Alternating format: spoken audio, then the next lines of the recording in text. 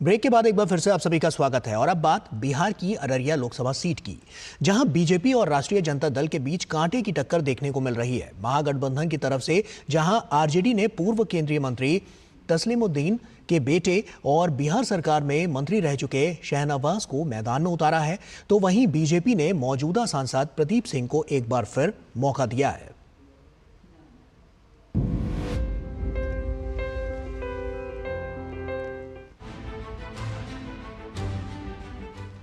बिहार के अररिया में मुकाबला बेहद रोचक और दिलचस्प होने के आसार हैं।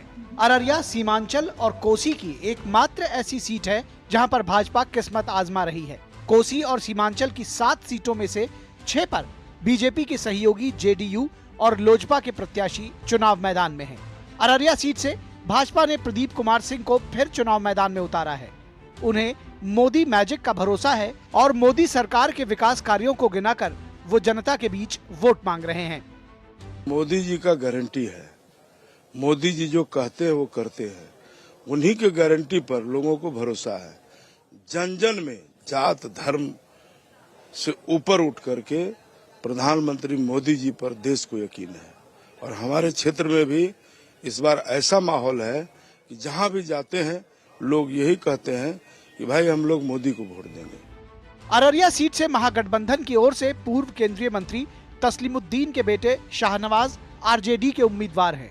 वो अररिया में हर साल आने वाली बाढ़ की विभीषिका का मुद्दा उठाकर भाजपा प्रत्याशी को घेर रहे हैं। तस्लीम साहब की जो सीमांचल है, कर्म भूमि रही है, जन्म भूमि रही है। हम लोग भी प्रयास करते हैं कि उन्हीं के बताए हुए रास्ते पे हम लोग चले और उसी का परिणाम है कि अब लगातार चुनाव में जो है हम हो या हमारे परिवार को लोगों का आशीर्वाद प्यार मिलता रहता है और मैं समझता हूं कि इस बार भी हम लोग को मिलेगा। अररिया कभी कांग्रेस का गढ़ रहा था, जहां से वरिष्ठ कांग्रेस नेता डूमरलाल बैठा जैसे लोग भी अररिया का प्रतिनिधित्व कर चुके हैं और बाद के दिनों में यहां पर जनता दल ने कब्जा किया।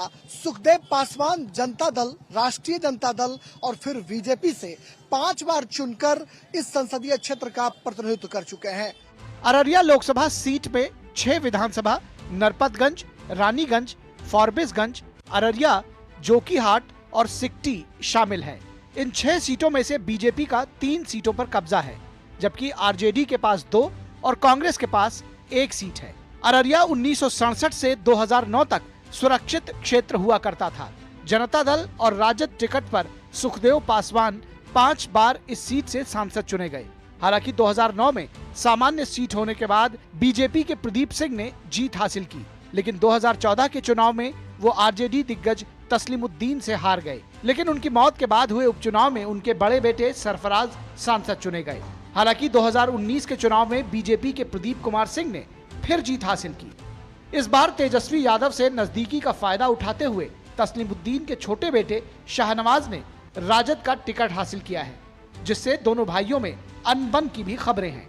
अब देखना दिलचस्प होगा कि घराने में घमासान का अंजाम आखिर क्या होगा। बहरहाल अररिया में बीजेपी और राजद के बीच मुकाबला दिलचस्प होने की उम्मीद है। अररिया से राजेश राज की रिपोर्ट, डीडी न्यूज।